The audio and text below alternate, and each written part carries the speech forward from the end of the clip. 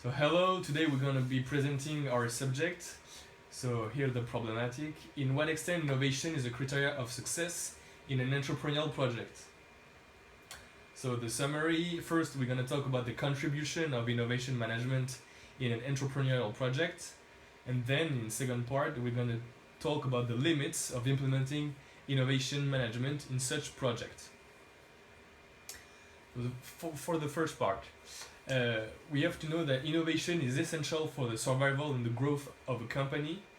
Innovation is characterized by rapid and technical evolution, and we can refer to Steve Jobs and the creation of Apple.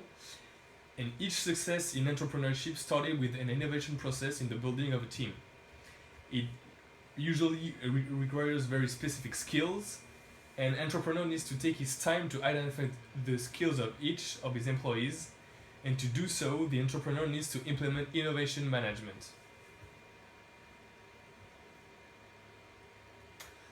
By managing the team and the role of the entrepreneur leader, the innovation process focuses on the unknown, the unpredictable, and the uncontrollable. The team has to be able to work in this ever-changing environment.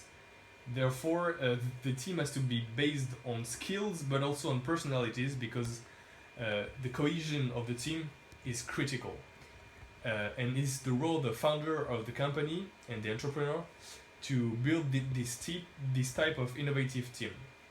So we can see that this work of the entrepreneur can be focused on 4 steps: research, experimentation, modeling, and stimulation. The leader has lots of influence on the organization and the structure. And this is called transformational leadership and has 4 criteria: idealized influence, inspirational inspiration, intellectual stimulation, and individualized consideration. 2 things: the entrepreneur stimulates the creativity and the respect among his employees, and this is how he builds and he creates his own legitimacy.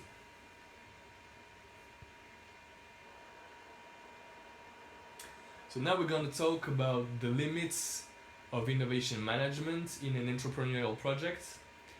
The innovation requires to analyze all the needs of the company in order to increase the performances, but if there is no improvements to do and there is no improvements that are required, then there is no need for innovation.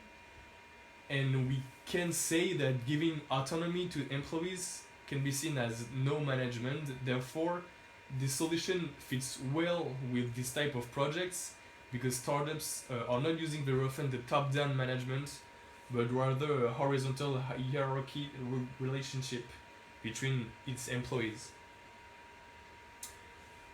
Now, the innovation aims competitive advantage.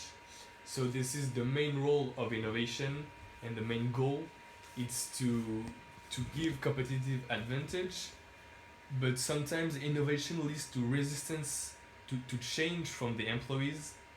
So the efficiency in the work might decrease, and then the whole benefits are lost. So sometimes, in these cases, it's better not to innovate and stick with the experienced way of doing things.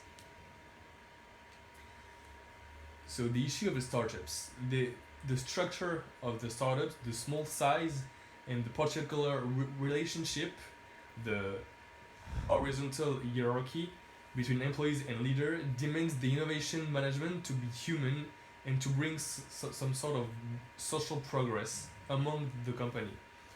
This complexity has to be taken into account by the entrepreneurial leader, and sometimes he might not want to systematically innovate.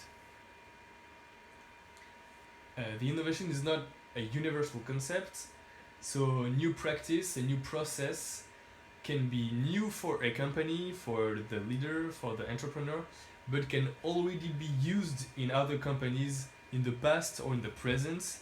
So it's not an innovation in itself. Now we're gonna conclude and see what we were talking about. So the innovation management is a key for success. That's we have seen, and that's the most important. The entrepreneur must focus on personality before skills, because all of the particularity of the startups. The innovation management has to be linked with entrepreneurship for success, but also innovation must match the needs, and if there is no needs, then innovating can be harmful. Thank you for your attention.